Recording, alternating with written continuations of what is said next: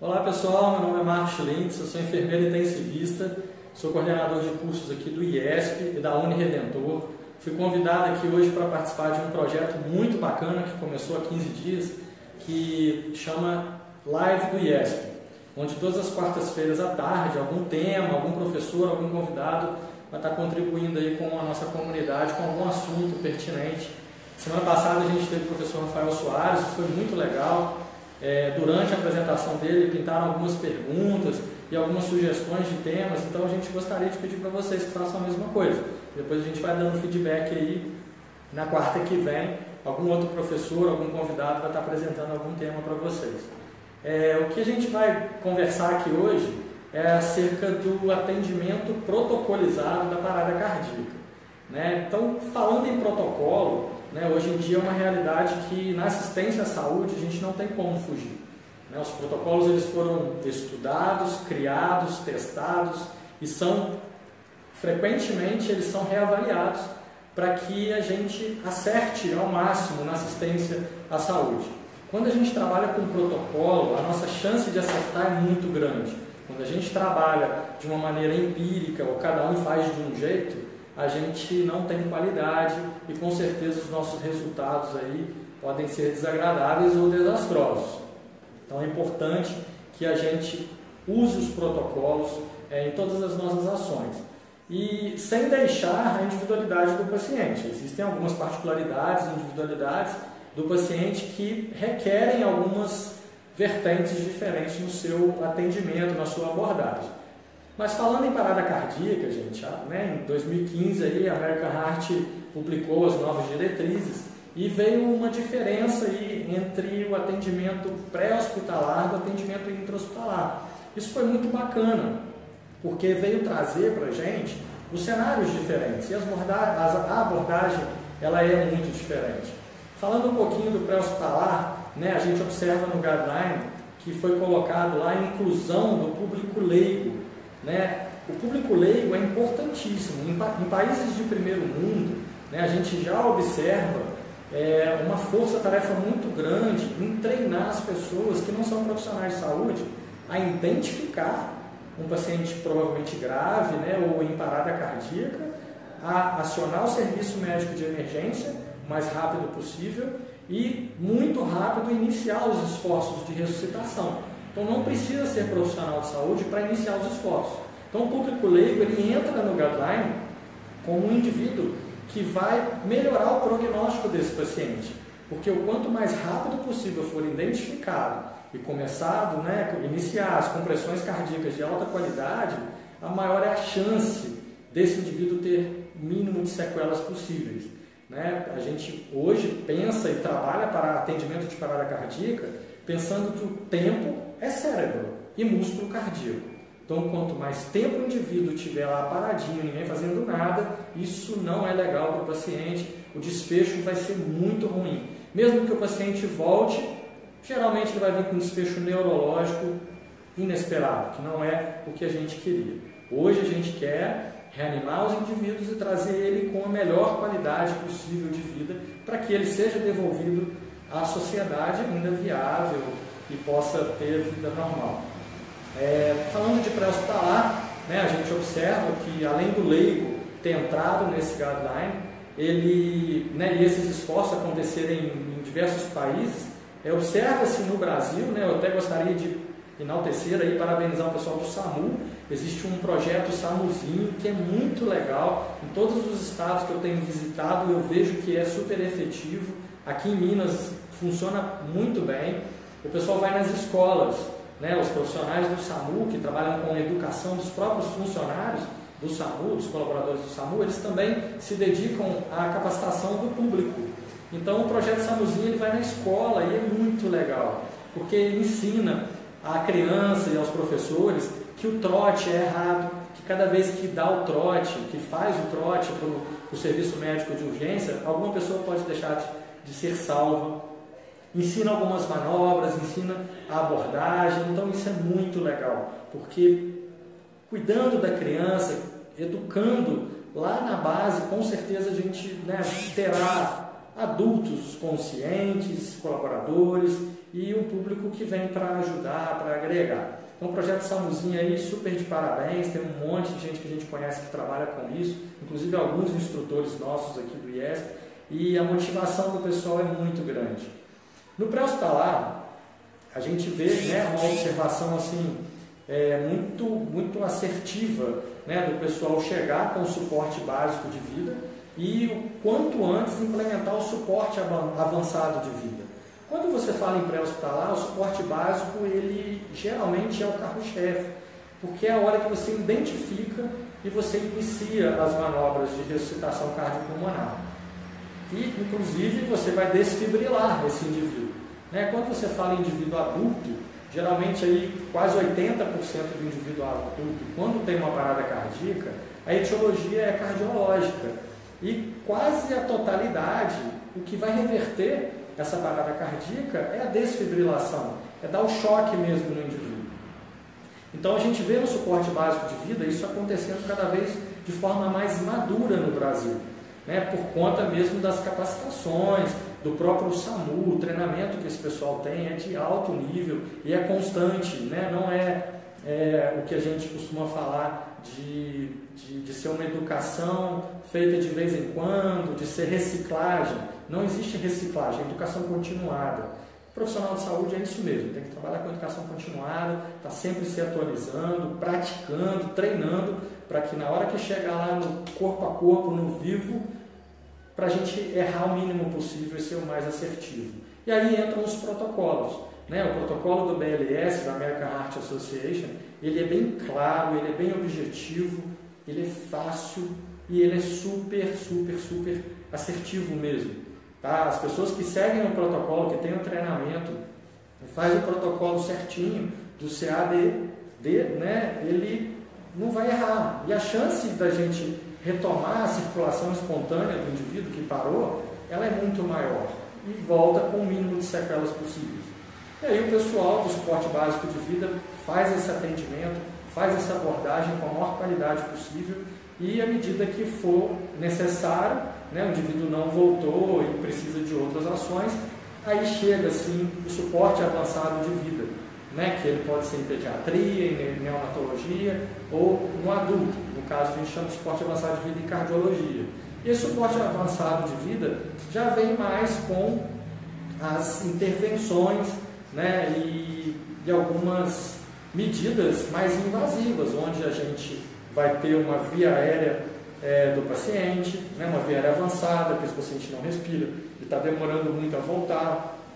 Quando você já começa a utilizar drogas, você vai pegar um acesso venoso e vai utilizar algumas drogas, e você também vai começar a trabalhar com os diagnósticos diferenciais, que são alguns problemas que possam ter ocasionado aquela parada cardíaca e o que a gente pode fazer no suporte avançado de vida para reverter esse quadro. Então, o suporte avançado de vida é isso. E ele não necessariamente precisa acontecer lá na terapia intensiva. Ele acontece aonde o paciente está sendo atendido. As primeiras medidas são o suporte básico de vida e as medidas avançadas vão acontecendo no próprio local que o paciente está sendo atendido. Então, pré-hospitalar, a gente vê cada vez mais essa preparação dos profissionais, né, desse serviço pré-hospitalar, e que, assim que eles estabilizam o paciente, o quanto antes eles levam para um centro de referência.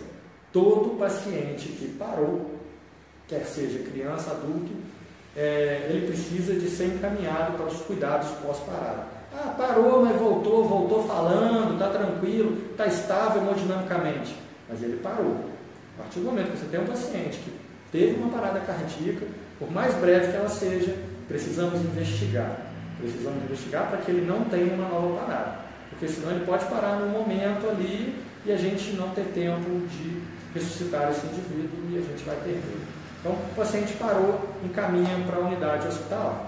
Então, pré-hospitalar, né, a gente tem observado aí cada vez mais a qualidade deles acontecendo. Nós precisamos incentivar mais o público leigo, né, a treinar.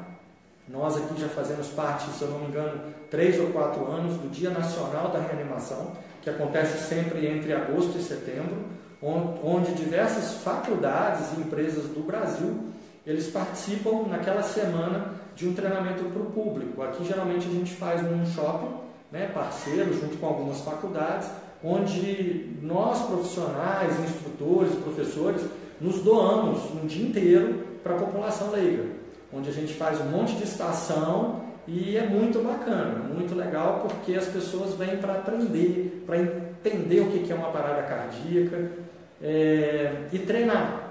E vem aprender a mexer no desfibrilador, que o desfibrilador, né, ele é um DEA que a gente fala, é um desfibrilador externo automático. E ele foi idealizado para qualquer pessoa operar. Então, os leigos, as pessoas que não são da área da saúde, elas querem aprender. Então, nesse Dia Nacional de Reanimação, é muito legal porque a gente vê, né, que a população ela tem um interesse. O que falta, às vezes, é uma boa vontade, é uma questão de incentivo mesmo de nós mesmos profissionais nos preocuparmos aí com a população. Então, vamos lá. Acabou o pré-hospitalar, levou o indivíduo para o intra-hospitalar. Todo indivíduo pós-parada, o ideal necessariamente que ele seja encaminhado para uma terapia intensiva, porque lá na terapia intensiva existem os cuidados pós-parada, que também entram no guideline. Vamos falar um pouquinho da parada intra-hospitalar. A parada intra-hospitalar, ela tem ali, né, o reconhecimento precoce como sendo o carro-chefe, né, porque hoje em dia nós temos mais subsídios de observar o agravamento do paciente.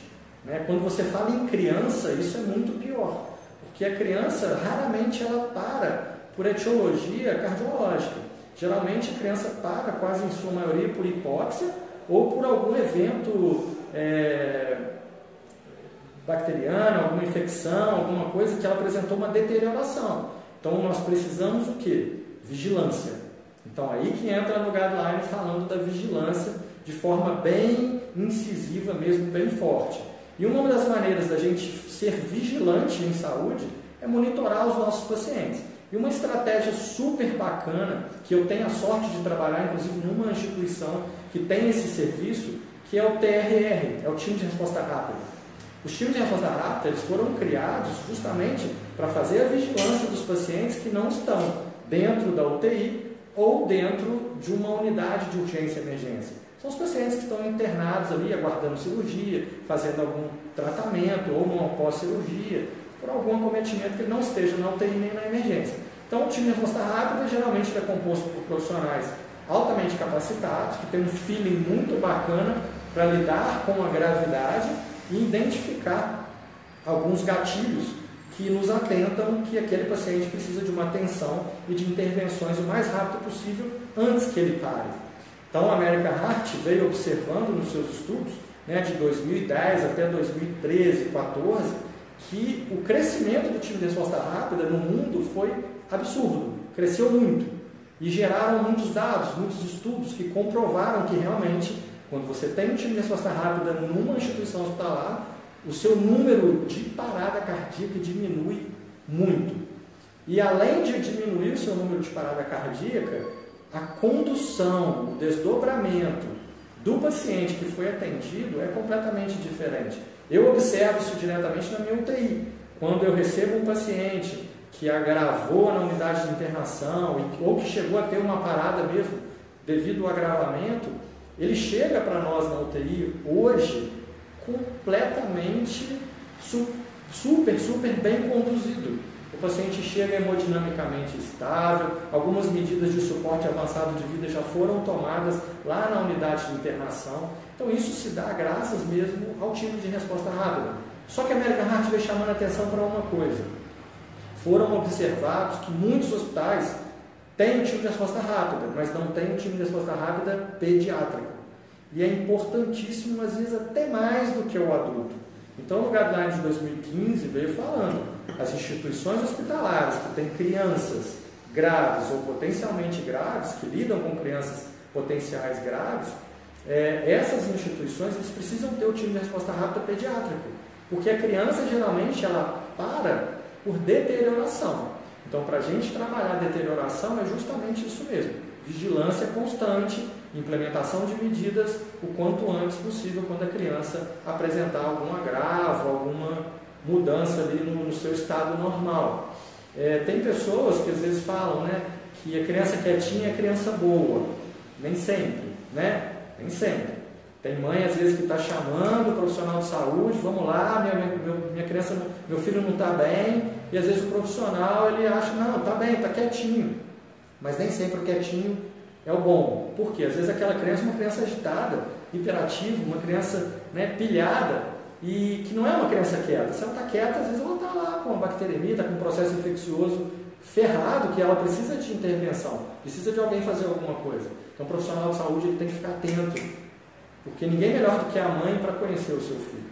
Então isso é uma dica bacana aí para que os profissionais atuem com mais segurança. Então a American Heart, finalizando essa parte do time de resposta rápida, ela vem falando para que os hospitais pensem muito seriamente na implementação do time de resposta rápida para a criança, principalmente porque cerca de 90% das crianças que tiveram parada cardíaca, elas têm lesão cerebral grave e irreversível.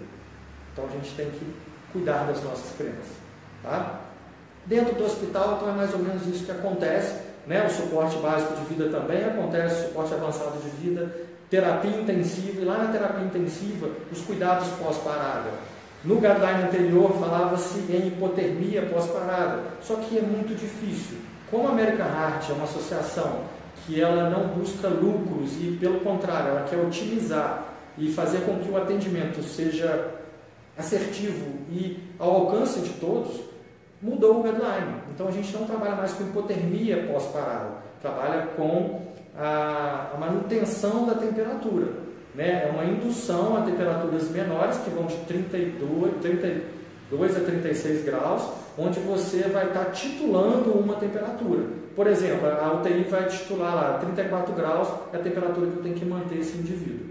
Tá bom? E aí, durante as 24 horas, aquele indivíduo ele é submetido a essa temperatura e isso é super neuroprotetor. O prognóstico neurológico desse paciente melhora muito, porque você vai estar reduzindo a atividade cerebral e, consequentemente, você reduz os efeitos negativos da parada cardíaca. Então, o guideline é isso daí, né? Dividiu em pré-hospitalar e intra-hospitalar, e o protocolo está super bem desenhado, dentro das novas diretrizes da American Heart, e é o que a gente espera, que a gente trabalhe com o protocolo para que a gente seja mais assertivo. Espero que eu tenha contribuído sinceramente aí, um pouquinho aí com o pessoal que nos assistiu. Convido a todos, né, a comentarem, a sugerirem, a fazer perguntas aí para a gente, que a gente vai respondendo à medida que for chegando. E convido a vocês também na quarta-feira que vem à tarde, provavelmente após as 15 horas, para estar participando conosco aí de mais um IESP Live. Foi um grande prazer, um grande abraço a todos, a gente se vê por aí. Valeu, tchau, tchau.